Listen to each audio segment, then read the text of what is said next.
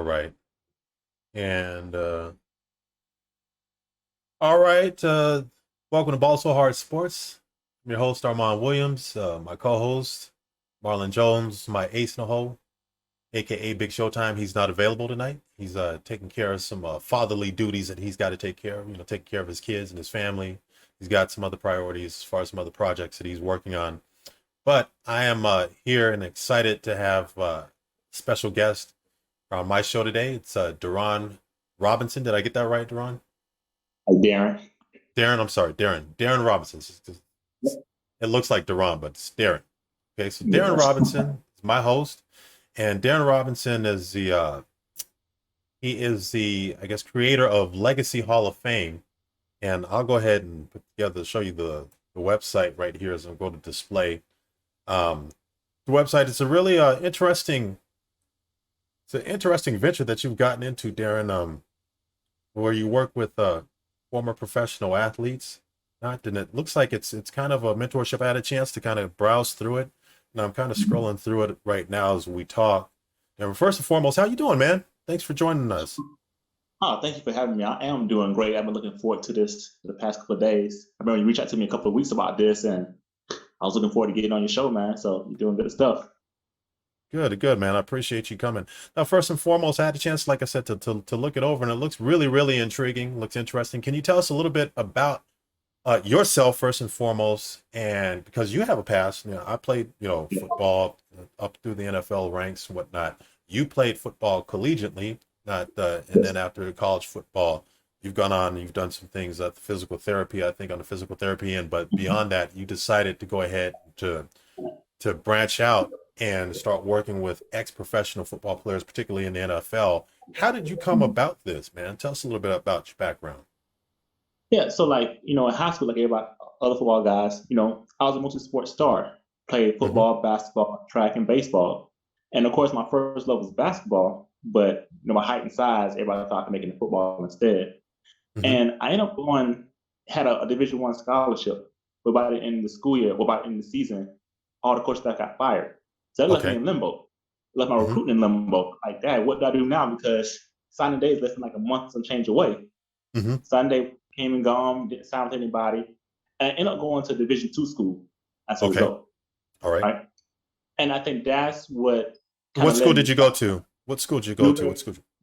Newberry College in South Carolina, Newberry, South Newberry Carolina. College in South Carolina. Okay. And your roots are Yes. from South Carolina. You're from South Carolina, correct? I'm from South Carolina, small town of Springfield, probably about 500 people.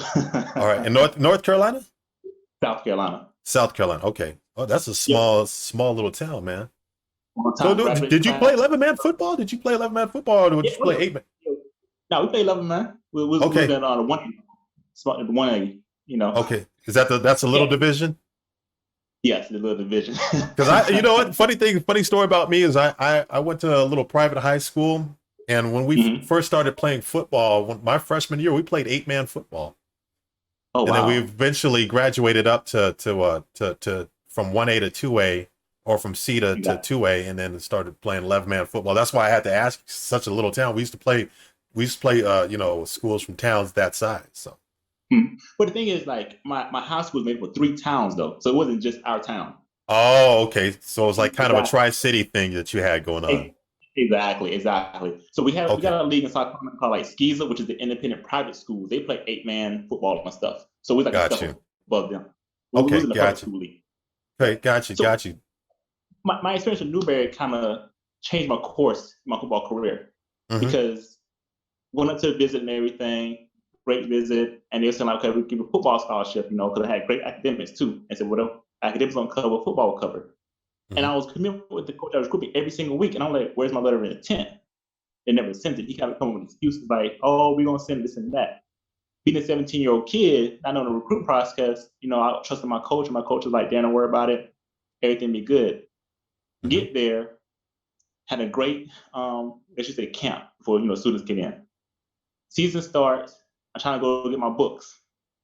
The book lady said, "Hey, you don't have money to get your books." What are you talking about? I'm on a football scholarship.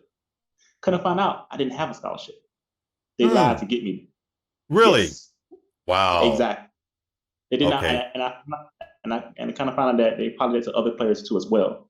How So did by you the feel time at that moment? I mean, you had to felt some kind of like betrayal. I was, yeah, oh, definitely on many levels, you know, because I'm like, as a 17-year-old, I put my trust in older men, right? With Sure. my life and everything. And like, this is a big decision I could have made.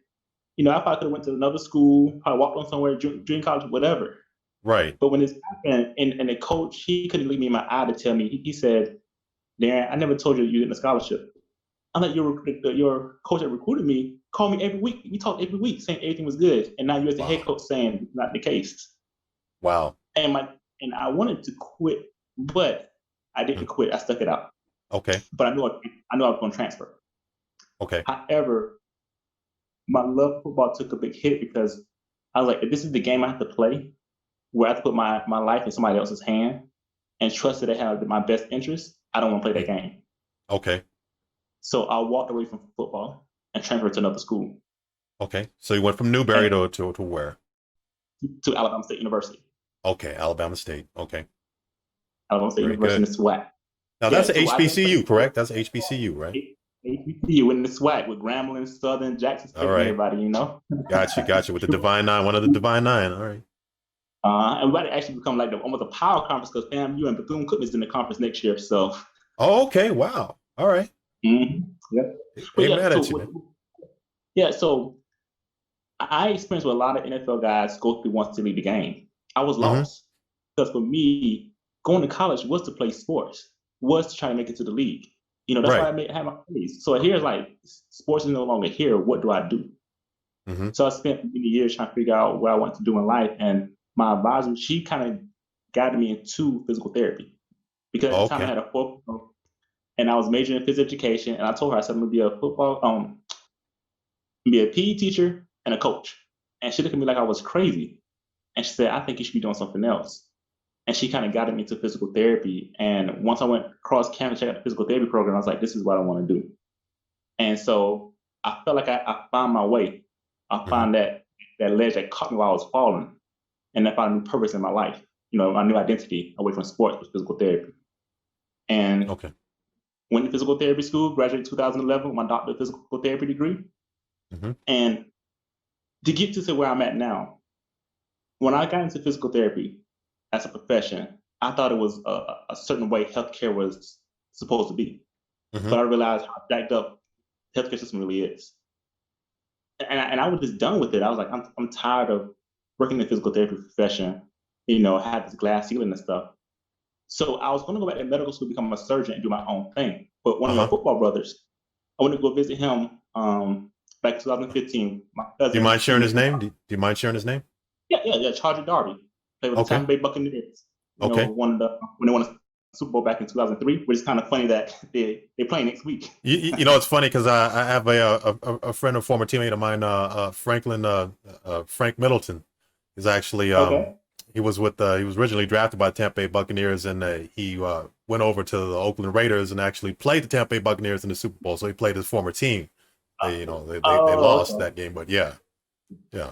But I'm Mm-hmm. sorry. Go ahead. Yeah. So no, it was fun. It was one of my cousins, and that's my first time actually meeting Chuck. The Chuck's from my area, but I never really Mhm. sat down and talked with him. And that Okay. weekend, we had fun. It's like, you know, I saw a side of football that people never think about. It's life after football. And Sure. he and I was talking one day, and I was thinking, like, dude, you killing it, like in your life after football. You know, I was like, it's amazing. And that kind of planted the seed for me wanting to do physical therapy for retired NFL guys. Mm-hmm. But being that I was just starting off in physical therapy, I felt like I needed more time in the profession. So fast forward to 2018, a friend of mine hit me up because by this time I'm traveling across the country as a travel physical therapist. And she Right. said, Darren, I think you can concierge physical therapy. And I'm like, that's it. Because I was trying to find a way out the game of Mm-hmm. corporate physical therapy. I thought you Okay. could concierge physical therapy for professional football players. But like I said, the healthcare system has a lot of red tape around it in terms of treating Sure. cross state lines. So Okay. what I decided to do was try to do a business in the city of Augusta, seeing CEOs and executives, right? Mm-hmm. I quit working, about to build this business. 4 months into it, I'm about to launch it. Something didn't feel right. And I realized like this is not what I want to do. I really Mm-hmm. want to get into seeing retired NFL guys. And so I went back to my dream. And the fun thing about it, my business mentor, he was like, all right, Dan, if you want to do this, you have to see what the guys really want. You have to see if they really want physical therapy. Right. Right. He said, first thing you want to do, start a podcast. Give them a platform to tell their stories. He said, you earn their trust that way. Right. So I started doing that and reach out to guys and stuff. And what I realized, a lot of guys didn't really want physical therapy. They actually needed help with other stuff outside of health. Finding that identity, their sense of purpose, trying to get in entrepreneurship, finance, all this other stuff that you would think like, oh, I thought you had this stuff already squared away, but guys are struggling with that. So that's how everything transitioned for me from trying to do physical therapy to doing this stuff like after football, and that's what you see on my platform here. Okay, so you got burnt. So you got burnt out in physical therapy initially. Yes. So you decided to go ahead and take it in a different direction, working with professional athletes, and that's ultimately how you came up with the concept of Legacy Hall of Fame, which is something that you've been doing. How long have you been doing Legacy Hall of Fame? Like, when did you create? When did you get off the ground? Well, back in 2019 is where I kind of laid the groundwork for it. And I spent like a year actually researching what the guys really wanted. Like I said, at first I thought it was this physical therapy. When I found out that wasn't it, right? That kind of thing about, because originally it was called a Legacy Rehab Services. Okay. Right. And when I realized like the physical therapy is not going to be the answer for it, I changed to the Legacy Hall of Fame because I feel like professional football players, their dream is to make it to the Professional Football Hall of Fame, but statistically everybody can do that. So I was like, well, people can make it to the Legacy Hall of Fame of life, because in their life with the football, it's all about creating a new personal legacy, a new identity. Okay. Or whatever. Yeah, and that's how the name came about too. That. Right. Right. And what about your mission statement? What is your personal mission statement when it comes to legacy? It's helping retired NFL veterans rebrand themselves away from the mental and physical traumas of football by reestablishing a brotherhood centered on finding restored purposes and creating new personal legacies. Okay. And you've been doing this now for a couple years, and you've been able to reach out and touch base with a few athletes. Now, I was going through and browsing through your website. It's pretty interesting looking at listening to some of your blogs, your podcast, and we've come across a few people, or one particular individual that we actually interviewed, myself, Marlon Jones, on our radio show. We had a radio show prior to this. Luther Broughton. Yes. One of your brothers from South Carolina that was with the Carolina Panthers and the Philadelphia Eagles. He's a character. How did you get to meet Luther, man? And what's your relationship with Luther right now? Actually, what it is, like, he was somebody I kind of cold friend request on Facebook. Okay. That's how I kind of talked to everything all these guys was, just kind of sending a cold friend request saying, hey, I just want to hear your story. Do you mind sharing your story and tell them about my mission? Right. And the guy has been very welcoming of somebody actually wanting to listen to him. So Luther was one of the guys who I reached out to, and he's like, yeah, sure, man, I'd love to talk with you and everything. And he and I had a conversation, and from there, he said, I would love to do your podcast and share his story, because he has a very interesting story. Oh, yes. Yes, he does. Basketball was his first love. He wasn't thinking about football. So a lot of us, we wind up gravitating to football. Football winds up dragging us, because I was a track and field guy. I wanted to make the Olympic team. I wanted to be in the Olympics as a hurdler and whatnot. And football, my coach was like, hey, man, track and field, you can make a little bit of money, but football, you can make a hell of a lot more money. And I ultimately I gave in. You got me, man. Exactly. But Luther's story is very unique, as you mentioned. Yep. A guy who I think somebody had actually called him. I think somebody from his high school called him, who played in the league, and told him, like, dude, you need to quit playing around with football and focus on it. Give up basketball. And thank God he did, because it worked out for him. So absolutely. Tell us about some of the other guys that you've had a chance to interact with, and some of the special relationships that you've been able to build with. Anybody in particular that you've been able to really to mentor, to help as they transition from their life from professional football to the business and the personal life? Yeah, there's a couple of guys. Actually, there's some guys who actually helped me too as well. That's interesting, because I started the thing off and trying to help them, but also they started helping me. So for one, Marcus Ogden. Okay. He and I talk, and I actually hired him as my speaking coach. That's the great thing about it. Yeah. All right. Another person, Alex Molden. He's out in Portland. Okay. I think he was the 11th overall draft pick in '96 and '97. Out in Portland, he's my speaking coach. But first, some Okay. guys I helped, one guy, Terrence Pennington. Okay. He played for the Falcons and the Bills. When he and I talked, he actually my nutrition coach, but also helping him start his podcast and everything. Okay. Go ahead. So is this are you individually running this, or you have it sounds like you have a partnership, or you're partnered up with a few people that help you run this organization? Actually, I'm a one man show right now. Okay. Like I'm the only person doing this. One day, I have some people outside like helping me with my podcast who kind of edit my podcast and everything like that. But as far as reach out to guys and talking one-on-one, it's mostly just me. Okay. I do have like you probably say like a board of advisors. I got like a business coach, speaking coach, leadership coach, things like that. They kind of I throw ideas off of, and they kind of help me out with that. Okay. But as far as the business aspect of it, it's me. It's just primarily okay. That's interesting. So what are your objectives for 2021? 2020 was a really rough season, really rough year for pretty much everybody, or majority of people. So I don't know if you were able to accomplish much in 2020, or what you maybe set out to accomplish. I know I didn't. What for 2021? What are some of your objectives? What would you like to go ahead and take Legacy Hall of Fame? Oh yeah, most definitely. And actually, 2020 for me was actually great. Really? Yeah, and I'll tell you why, because that's when I really found my voice in what I was trying to do with these guys.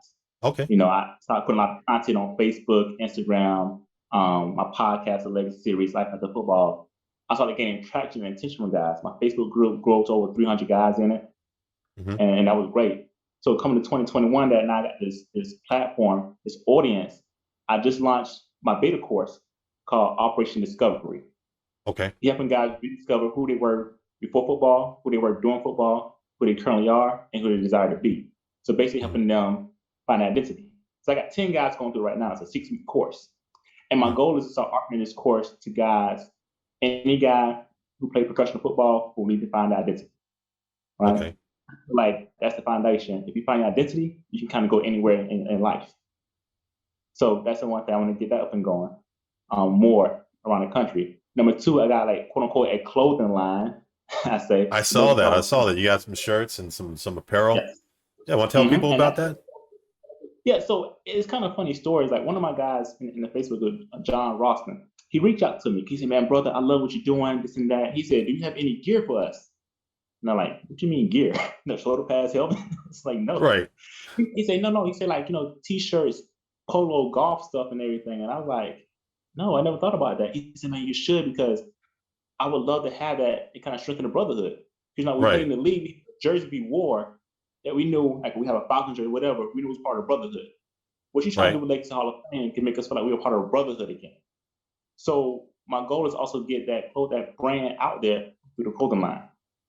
Yeah, and I'm looking at your website right now, and I'm showing it to those that are watching, and it says what better way to recreate that sense of pride, unity, and brotherhood you had putting on your team's jersey when you played in the league than having apparel and merchandise to wear or have when you meet up or attend events with your football brothers. I really like this, man. I like this idea. What you have, able to go ahead and build somewhat of a camaraderie. And as you know, football is already kind of a fraternity, the college and the professional ranks. This is just another way to go ahead and show your brotherhood. Exactly.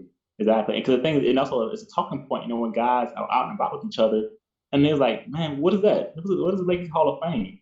And other guys start talking for me, right? Because the thing is, a lot of guys, once they leave football, a lot of guys are ashamed. They might be bitter, they might be hurt, and they disconnect from their brotherhood, and don't know how to get back to it. And that's the one thing I learned from the guys. It's like, once I retired, I spent years away from the brotherhood. And even with my mission I'm doing now, you ask me what's my goal of 2021, is for any guy who struggling to get back to the brotherhood, they can use my platform to do it. But they don't feel shame. It's like it's a non-judgmental platform for them to come to me. Like some guys reach out to me and say, "Derron, I'm not ready to get connected to the brotherhood just yet, but I just want to reach out to you. So I'm watching what you're doing."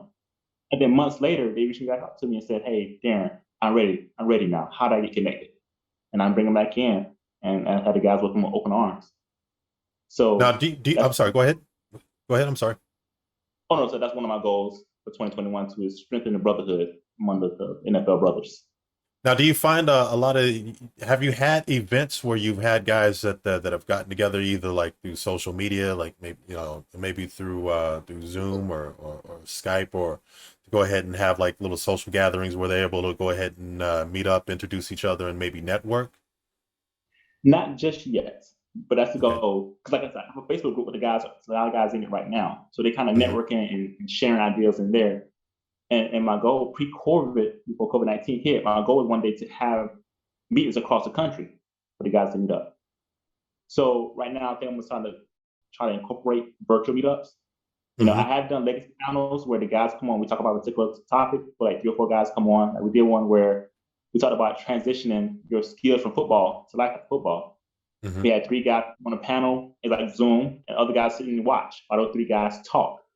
So that's Right. something I want to incorporate more of, different topics like depression, how to handle family and life after football, because your family also transitioning too. It's not just you. Right. Yeah, so I want to incorporate more of those things. So definitely we'll do some virtual meetups.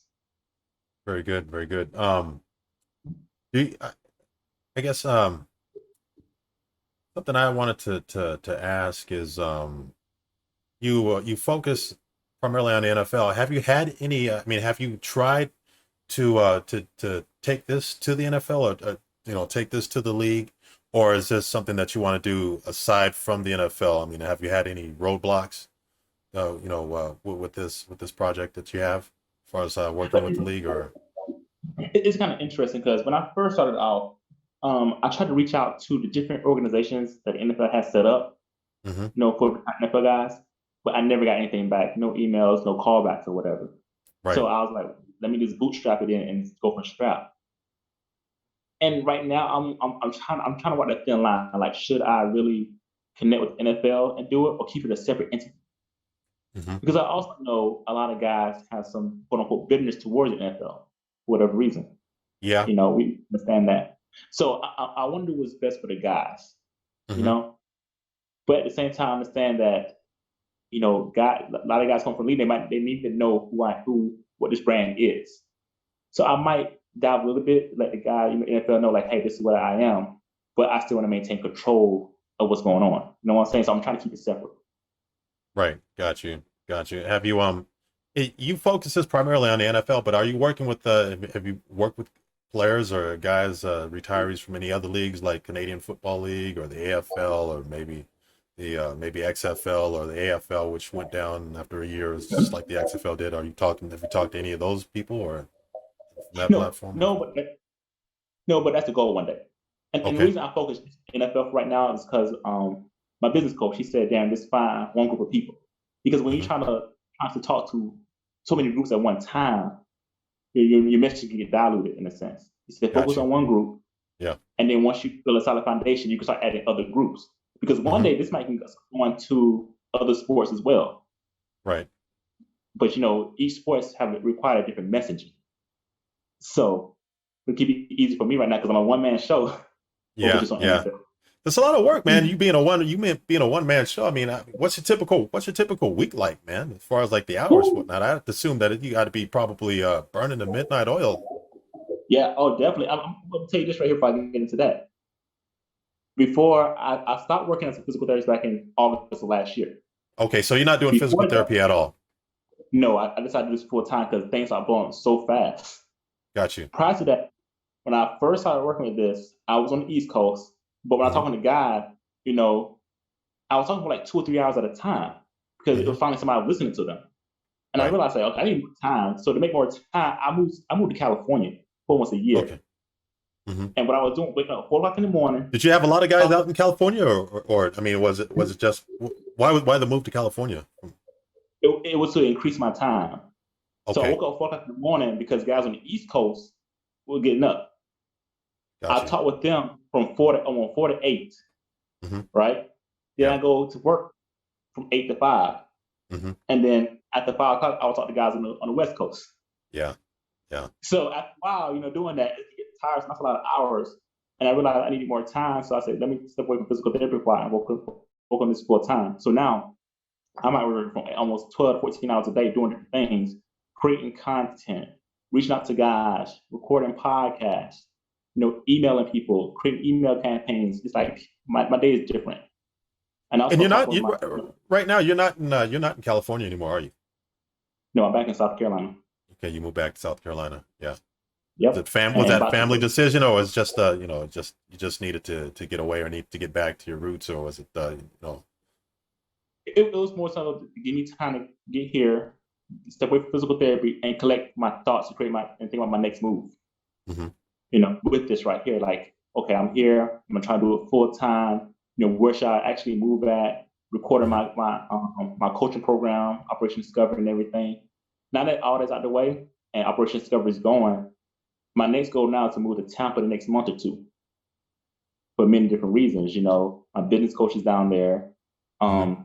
NFL retired population is big in Florida. It is. Yes. So the Tampa alumni group, I kind of created a connection with them. Orlando's right there. Miami, on Jacksonville, driving distance. Yeah. So a lot of NFLs there. So if I want to build a business, I used to live in Orlando, so I'm very oh familiar yeah, with it. Yeah. exactly. So my goal is to get down there and get it big there. But also, I'm still doing it nationwide because it's virtual. Okay. So Got you. yeah. Got you.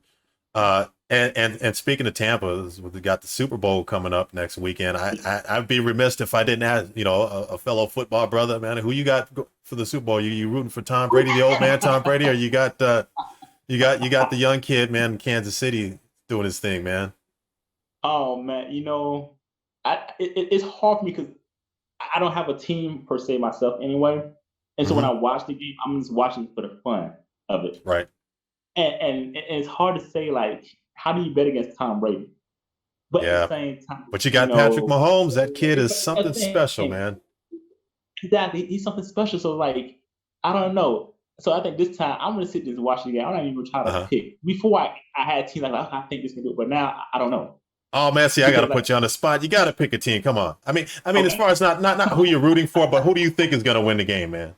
Who do you give the edge to the old man and all his experience, Brady, or you go ahead and give Mahomes, the upstart, the kid that's already he's got one under his belt, going for a second one in a row.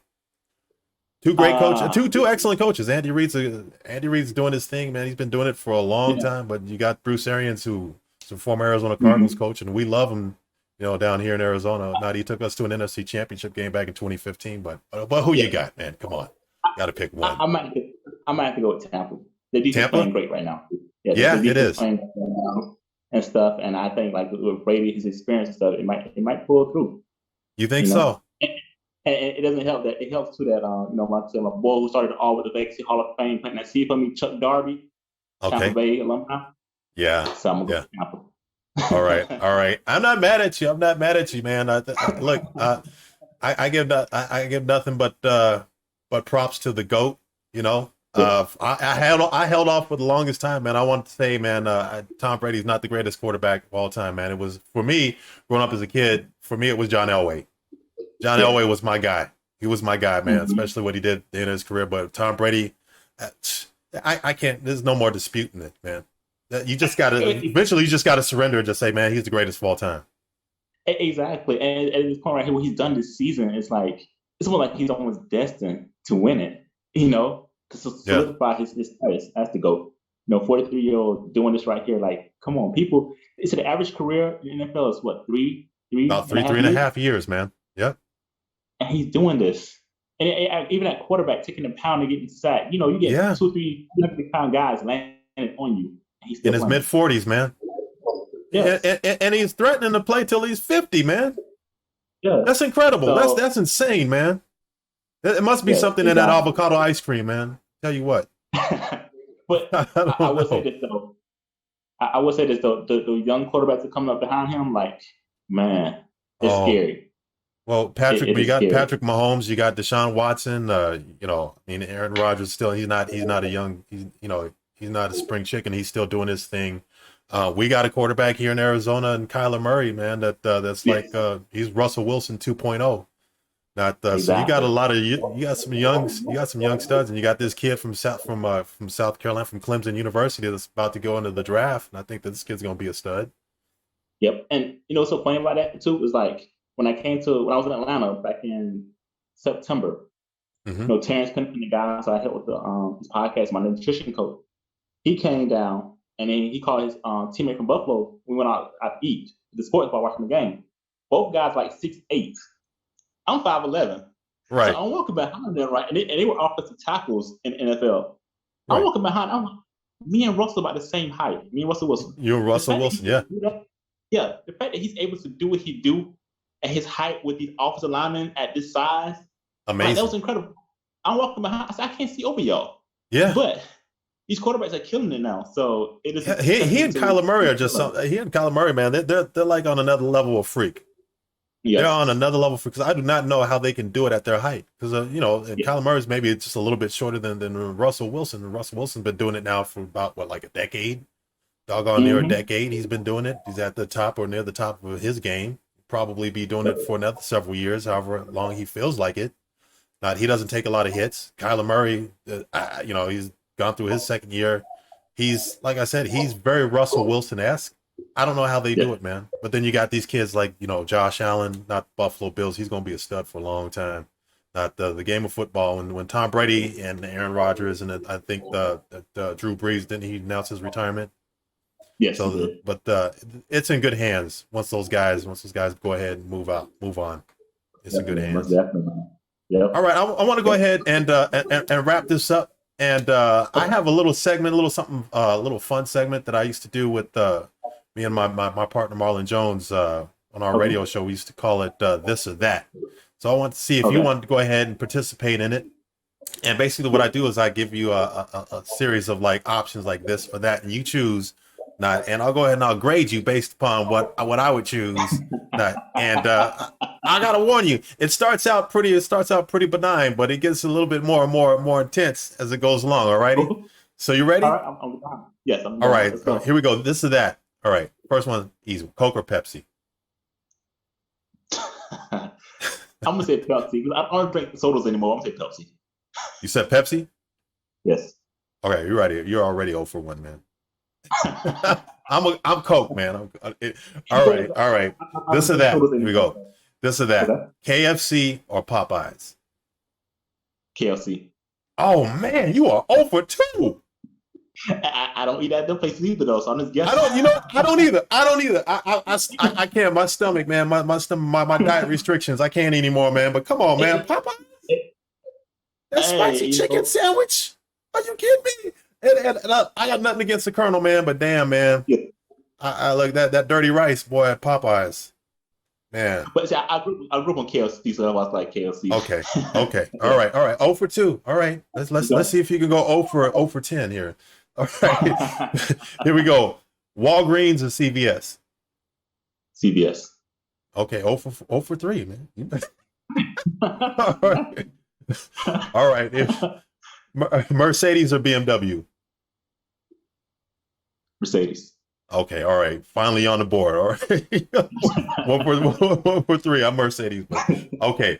All right. Here we go. This is an old school. This is a throwback. I hope that you remember this. Here we go. I got you. This or that. Ginger or Marianne? Gilligan's Island? I think about it, yeah. You remember it? I don't know. You're probably too young for that. Yeah, I'm trying to remember. Ginger was a redhead. Marianne was a girl in the Daisy Dukes, the brunette in the Daisy Dukes. Okay, Marianne.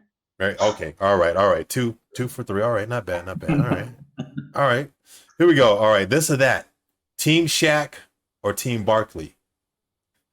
Told you they get a little bit more progressively difficult, man. Oh man, I'm gonna say Team Shaq. Team Shaq?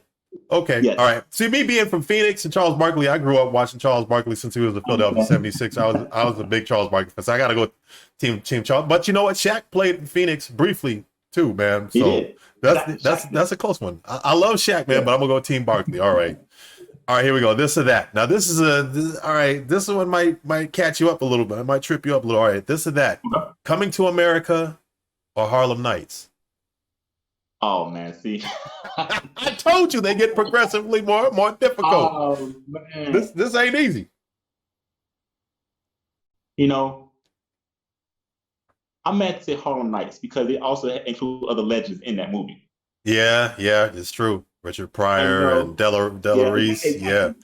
So, yeah, yeah. You know what? I'm gonna go ahead and say that I'll just go ahead and just give you that one because I was gonna say Coming to America. Plus they're gonna yes, coming out with the new Coming to America. yes, But Harlem Nights, you can't mess with Harlem Nights, man. You can't get yes, either you can't get either one wrong, man. They're both correct. exactly. All right, here we go. This or that. All right, we're about to get juicy with this one. About to get a little goalie. Breast man or booty man? Come on now, don't be bashful now. I First of all, probably you got a booty. girlfriend, you got a lady, you got a significant other, girlfriend, Oh, wife. oh no, no, I don't. I Okay, don't. all right. So Booty, you cleared. So you yeah. better answer the damn question now. All right, Exactly. I'll say booty. booty. Okay, you can't go wrong. Booty, Yeah, yeah, booty man, that exactly. booty rocking everywhere. All right, Yeah. all right. We got two more. All right, here we go. Last two. This or that. DC or Marvel? That's obviously you got to be a comic book fan or whatever into the movies. Yeah, but I think Marvel does it for me. Marvel, okay, yeah, I'll give you that because I'm a Marvel guy because I like the X-Men, like the X-Men, Exactly. I like the X-Men series, and you know they just like the Incredible Hulk, my dude. Mhm. So, all right, Yep. last one. This might be the toughest one. Here you go. This or Okay. that. Last one. Hank Aaron or Jackie Robinson. Oh It's a man, tough one. That's a tough one. man. Hammer and Hank just passed away. Rest in peace, I Hank. know he did. He did. Rest in peace. I might say Jackie, Okay. and because I know more of his story, especially with the movies and stuff about him, and the scene where he had to 42. go through. Yeah, Chadwick exactly. Boseman played in 42, and then he just passed away, unfortunately, from cancer. He I succumbed know, to right? cancer. Yeah, Yeah, it's it's crazy. crazy. 2020 But was a crazy year, man.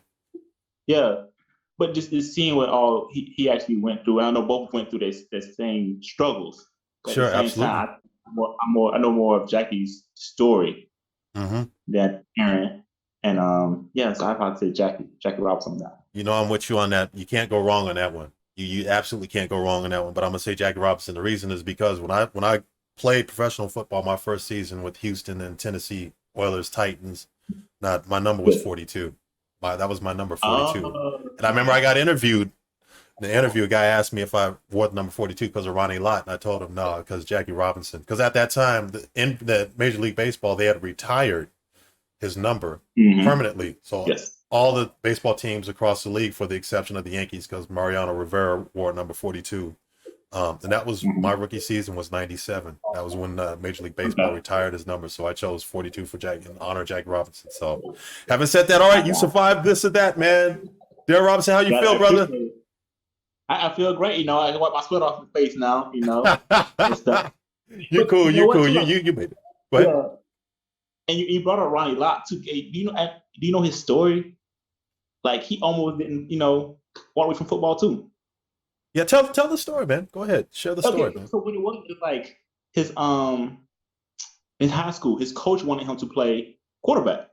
He Right. didn't want to play quarterback, Mm-hmm. but the coach made him play quarterback anyway. So in Right. practice, he purposely fumbled the snaps 3 straight times. Did he? Yes, Uh, and he got kicked off the team. right. But and he went home and told his mom and dad what happened, and they made him go back out there. Like you got to do what's best for the team because his career basically was like that. He went to the USC. He went to play running back, and then he switched to Right. defense Mm-hmm. and stuff. He better have the team, and the rest is Mm-hmm. history now. But yeah, it was like he had to sacrifice a lot just to do what Yeah, he he do did. now. Yeah, he did. Yeah, so There's an interesting story. I don't know if you ever met him personally. I haven't. I had an opportunity to meet him personally at the rookie symposium, and I don't know if you're Okay. familiar with that. This is where all the Mm-hmm. rookies we would get together and we would meet up in one place. We'd have all Yeah. kinds of people speak to us about the in and outs, the day to days with what you deal with the NFL and what to look out for, and what pitfalls to try to avoid. And there was a panel. All of us drafted rookies were like in this big auditorium, whatnot, this big hallway, this big hall, whatever. And Mm-hmm. there were a panel of NFL greats that were talking to us about just about what they dealt with and what we're probably going to have to endure, not in life. That panel included Jackie Slater, Walter Mhm. Payton, and Ronnie Lott were they were all on that stage, together, and there was one group of guys that were being rowdy, not, and one guy in particular was talking like he was kind of like they were all joking around when Ronnie was speaking, and Ronnie stopped what he said. He stopped and kind of mid sentence, say, "Hey, you all over there, you stand up." And dude stood up there and said, "What's your name?" Said, he said his name. Said, "You think this is a game? You think this is a joke?" He's like, no, sir." Said, "Then sit down and shut up." Wow. Ronnie didn't take no stuff, man. And everybody was like, woo, it was like a hush over the entire room. That's the kind of Wow. respect that Ronnie Lott, he demanded and he deserved it, man. So yeah, Mhm. Ronnie Lott's the Wow. man. Well, Yeah. Derron, Yeah. Darren, I tell you what, man, it was an absolute pleasure, having the chance to go ahead and talk to you about yourself and about your project. And before you leave, Darren, can you let the people know how they could get a hold of you, or how they can follow you through social media, not for the Legacy Hall of Fame?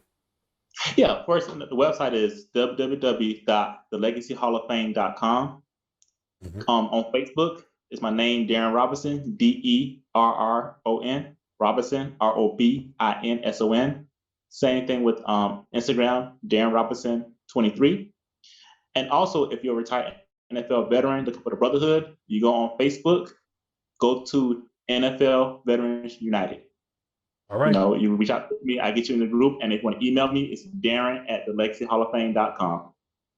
All right, sounds great, Darren Robinson. We really appreciate it, man. Thank you for joining us, Ball So Hard Sports, man. I hope you have a good one, brother. All right, you too. Take care. I appreciate it, man. All right. That's all All for right. now. Appreciate y'all watching Ball So Hard Sports. Marlon Williams, I'm signing out. Thank you, man. We'll see you next time. Till next time, deuces.